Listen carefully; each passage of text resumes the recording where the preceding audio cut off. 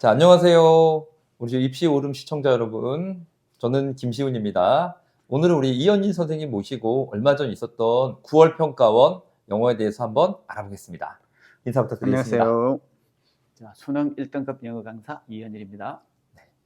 선생님, 이번에 9월 평가원 영어가 어떻게 나온 건가요? 어떻게 난이도며 이런 게 어떤 건지 조금 말씀을 부탁드리겠습니다. 네, 조금 6월 모의평가가 너무 쉽게 출제되어서 너무 쉽죠. 네, 그래서 이번에는 변별력 강화 차원에서 문제를 조금 어렵게 낸 것 같습니다. 그러면 6월 평가원은 그때 너무 많은 그렇죠. 인원 친구들이 1등급을 받았잖아요. 이번에는 그렇게는 안 되죠. 그럴 것 같지는 않습니다. 그럼 수능하고 비교해 보면 난이도가 어느 정도 되는 건가요? 작년 수능하고 비슷한 체제를 유지했으나 조금 변별력을 강화시킨 것 같습니다. 아, 그렇습니까? 네. 그렇게 쉬운 시험은 아니었네요. 네, 그렇습니다. 아, 지금 몇 % 정도가 1등급 나올 거로 지금 예측을 하고 계신가요? 4% 내외에서 1등급이 나오지 않을까 그렇게 조심스럽게 판단하고 있습니다. 아, 그렇습니까? 네. 우리 친구들이 어디가 그렇게 어려웠던 건가요? 이번에 킬러 문제가 나온 건가요? 우리가 이야기하는 그냥 최상위 킬러 문제는 출제되지 않고요. 네. 전통적으로 어려웠던 부분에서 그냥 그대로 어렵게 출제되었다고 보시면 될 것 같습니다. 네. 네, 그래서 킬러가 나온 건 아니군요. 그렇죠. 네네. 얼마 전에 우리 국어에 안동 선생님이 나오셔서 국어는 킬러가 나올 것 같다 이렇게 말씀하셨거든요. 네네. 또 우리 고동 선생님 나오셔갖고 네네. 수학은 킬러 부활이다 이렇게 말씀하셨길래 영어도 좀 어떤가 좀 했는데 킬러가 나오진 않았네요. 네네. 아, 그렇다고 해서 영어가 그렇게 쉽다고 보시면 안 되고요. 네. 작년 6월 평가원에서 보셨다시피 정답률이 10%대, 20%대 문제들도 출제되었기 때문에 네. 이번에도 그 정도 수준의 문제들이 한두 문제 정도는 나오지 않을까 그렇게 생각하고 있습니다. 네. 우리 저기 EBS 연계율을 또 빼놓을 수가 없잖아요. 네네. 그렇죠. 네. 국어는 제가 여쭤보니까 지문이 거의 그대로 나와서 연계율, 체감 연계율이 높다고 하더라고요. 네네. 영어도 연계율 50%를 지금 지키고 있는 건가요? 네네. 영어도 연계율 50%를 지키고 있지만 네. 다만 한 가지 이게 간접 연계입니다. 간접 연계라는 것은 글에 나온 그 주제나 소재 정도만 연계되기 때문에 학생들이 실질적으로 체감 연계율을 느끼기는 쉽지 않을 것 같습니다. 아, 그렇군요. 네. 그러면 어떻게 수능 특강, 수능 완성 문제를 막 지금 이제 또 풀어보는 게 그렇게 썩 도움이 안 될 수도 있겠네요. 그렇다고 도움이 안 된다고 말씀드릴 수는 없을 것 같습니다. 그죠. 맞습니다. 풀어보면 당연히 좋은 거고요. 네, 맞습니다. 좋은데 이제 거기에 소재라 네. 아니면 어휘다 이런 부분만 여러분들이 이제 따서 공부를 한다고 이렇게 생각하시면 좋을 것 같습니다. 그렇군요. 제가 조금 더 구체적으로 한번 네네. 여쭤볼게요. 이번에 이제 듣기가 있었고요. 네네. 대입 파악이 있었고, 네네. 그다음 추론형 문제 중에 네네. 빈칸이 있고, 그다음 순서가 있고, 그렇죠. 문장을 중간에 넣는 삽입도 네네. 있고 이런 것들이 있잖아요. 네네. 어느 파트가 조금 더 까다롭게 나왔을까요? 기본적으로 가장 어려웠던 문제들은 추론형 문제죠. 그렇죠. 추론형 문제, 예를 들어 빈칸 추론이라든지 이제 그 중에서도 34번 문제, 그다음에 또 순서 문장 삽입 문제, 그죠? 이런 것들도 이제 추론 문제 어렵게 생각하는데 37번하고 39번을 가장 어려워했고요. 네. 그다음에 또 대입 파악 쪽에서는 21번 문제가요. 21번 문제도 함축 의미 추론, 이것도 약간 추론이 섞여 있는 문제이기 때문에 학생들이 일반적으로 어려워하고 있습니다. 네. 그런 부분들이 종합적으로 어렵게 출제되었기 때문에 좀 난이도가 올라갔고 변별력이 조금 확보되지 않았나 이렇게 생각하고 있습니다. 근데 제가 잘 몰라서 이렇게 네네. 한번 여쭤볼게요. 추론형 문제를 우리 친구들이 어려워하는 이유가 어떤 이유 때문인가요? 언어적인 뭐 그런 게 부족해서 그런가요? 아니면 추론을 할 때 주관이 너무 많이 개입돼서 그런가요? 뭐가 문제인가요?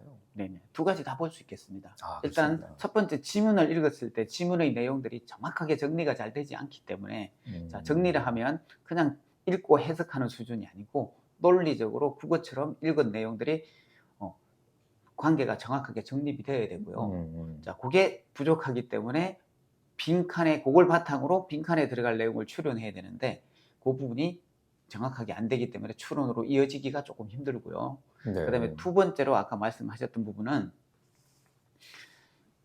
학생들이 공부가 부족했다기보다는 그런 부분들에 대한 대비들 또 그런 연습들 훈련 이런 이런 게 안 되는군요. 그런 것들이 조금 부족하지 않나.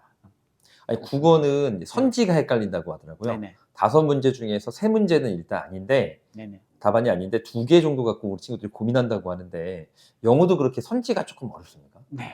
선택지는 아. 언어 쪽에서는 국어, 영어 쪽에서는 반드시 주의해야 될 부분이기도 하죠. 네. 그래서 영어도 보면 빈칸 추론이나 대입학 요런 문제들은 음. 상당히 밑에 선지를 자세히 보셔야 합니다. 그래서 일반적으로 선지하고 같은 방향 쪽이냐 아니면 반대 방향 쪽이냐 그걸 제일 많이 보셔야 되고요.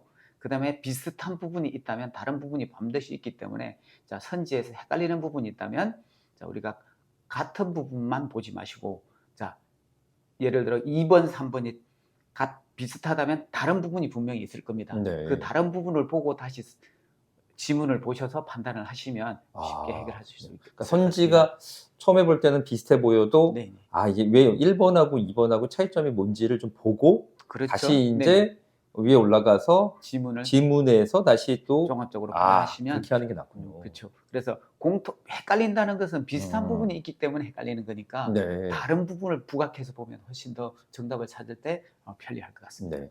근데 우리 친구들이 항상 이제 시험 볼 때 시간에 대한 문제에 쫓기잖아요. 그렇죠. 네네. 그리고 인제 제가 듣기로는 듣기를 할 때 뒤에 거를 뭐 같이 풀고 막 네. 이렇게 시간이 쫓기다 보니까 이렇게 하는 학생들도 많은데 네네.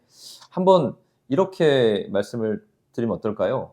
시간이 만약에 내가 없어. 네. 아 그러면 순서를 막 네네. 바꿔서 푸는 게 더 유리할까요? 네, 그건 맞을 것 아 같습니다. 그렇습니까? 왜냐하면 시간이 확보가 안 되는 학생들은 아무래도 다 맞힐 수 있는 문제부터 먼저 맞춰야 되기 때문에 그 문제들을 먼저 풀고 그다음에 시간을 많이 투자해야 되는 문제들을 조금 뒤로 미뤘다가 이렇게 풀면 시간 관리하는 데도 도움이 되고 아무래도 틀릴 확률이 큰 문제, 가능성이 큰 문제들이 어차피 틀리는 거라면 가능성이 높다면 그 문제 쪽을 틀리는 게 조금 더 유리하지 않을까 네. 생각됩니다. 근데 영어가 정말로 이렇게 듣기를 하면서 뒤에 거를 풀 만큼 시간이 많이 부족해요?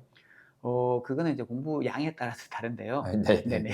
아 그렇습니다. 예를 맞네요. 들어 뭐 예. 1등급이나 2등급의 앞쪽 학생들은 네. 시간이 그렇게 부족하지 않아서 뭐 아. 그런 것까지 뭐 필요하지는 않을 것 같고요. 예. 3등급이나 4등급인 학생들은 음. 그런 내용이 좀 필요할 겁니다. 네. 예를 들어 우리가 듣기를 할 때 18번, 19번 문제라든지 아니면 내용 일치에 해당되는 25번부터 28번 문제까지는 충분히 들으면서도 인지적 노력을 많이 기울이지 않아도 해결할 수 있는 문제이기 때문에 아 그렇습니까? 푸는 것도 가능합니다. 그런데 다만 하나 조심해야 될 것은 네. 그 같이 문제를 풀다가 놓쳐서 틀리는 경우들이 가끔 있기 때문에 맞아요. 듣기 놓쳤다고. 네, 조금 주의를 하셔야 될 것 아 같습니다. 그런 부분들. 맞습니다. 여러분들 네. 꼭 주의하세요. 듣기를 하시면서 하실 수 있는데 대신 듣기를 놓으시면 안 됩니다. 네. 자 그러면 이제 9월 평가원은 6월 평가보다 어려웠었고요. 네네. 작년 수능보다도 우리 친구들이 체감이 조금 더 어려웠는데 네네. 요번에 수능 어떻게 전망하십니까? 이번에 수능은 작년 수능하고 비슷하지 않을까. 아. 자, 예를 들면 우리가 6월 평가원에 19%가 1등급이 나왔어요. 그죠? 맞아요. 그다음에 이번에 예를 들어 4% 정도가 나온다고 보시면 예. 그 중간을 택하는 7%, 6% 수준에서 1등급이 결정될 정도로 출제될 거라고 저는 예상하고 있습니다. 아, 네. 알겠습니다. 자, 그리고 마지막입니다. 네. 우리 전국에 있는 수험생들 네. 지금 영어가 1등급을 못 올라가고 네네. 특히 2, 3등급에서 왔다 갔다 하는 친구들 있잖아요. 네네. 이 친구들이 확 1등급에 올라서기 위해서 네네. 혹은 또 이제 반대로 이제 5등급인데 네네. 나는 그래도 영어를 최소한 2, 3등급 맞고 싶다. 네네. 이런 친구들을 위해서 남은 시간 동안 영어 이렇게 공부해라. 네네. 이연일의 1등급 영어 공부법 이걸 좀 소개 좀 해주시기 네네. 바랍니다. 5등급에서 3등급 사이 학생들한테 가장 필요한 건 사실은 어휘 어휘입니까? 부분이거든요. 예. 네. 어휘가 정확하게 안 되기 때문에 지문 파악이 정확하게 안 되는 케이스가 많습니다. 네. 그런데 이제 우리가 이 짧은 시간 동안 어휘를 획기적으로 높이기는 힘들고요. 네. 예를 들어 우리가 이제 수능에서 가장 많이 출제되었던 어휘들이 있을 겁니다. 그게 시중에 나가서 뭐 책들도 있고 빈출 하기 어휘 때문에 뭐 이렇게 그렇죠. 돼서 정리되는 빈출 어휘 건가요? 수능에 네. 맞추는 자 그런 어휘들을 기준으로 정확하게 한 권 정도를 공부하시는 게 좋을 것 같습니다. 네. 2달 정도면 충분히 하실 수 있기 때문에. 알겠습니다. 자, 그리고 그다음에 두 번째는 1등급 되려고 이제 하는 친구들. 그렇죠. 예, 그 네네. 친구들은 어떻게 하면 됩니까? 네네. 1등급이 되려고 하는 친구들은 이제 어휘는 난이도를 조금 더 높은 것 쪽을 하시고요. 자, 그런 것들을 좀 하시고 그다음에 자, 기출 문제를 분석을 좀 하시는데요. 우리가 기출 문제가 정답률이 40% 이하 문제가 1등급 될 친구들한테 유의미하기 때문에 정답률 네. 40% 이하 문제 기출 문제를 분석하시고 자, 그 중에 또 좀 분류를 하시면 30% 이하 문제, 40% 이하 문제가 있습니다. 30% 이하 문제가 1등급이 되는데 결정적이기 때문에 그런 지문들을 중심으로 조금 공부를 하시고 자, 출제 경향을 좀 파악하시고 또 거기에 대해서 대비책을 좀 세워두시면 좋을 것 같습니다. 아, 맞습니다. 우리 이현희 선생님께서는 1등급 영어라고 네. 저희 채널에 계속해서 오답률 높은 문제를 이렇게 업로드해주고 계시잖아요. 네네. 수험생들 그거 꼭 참고하세요. 그거 참고하시면 반드시 1등급 될 수 있습니다.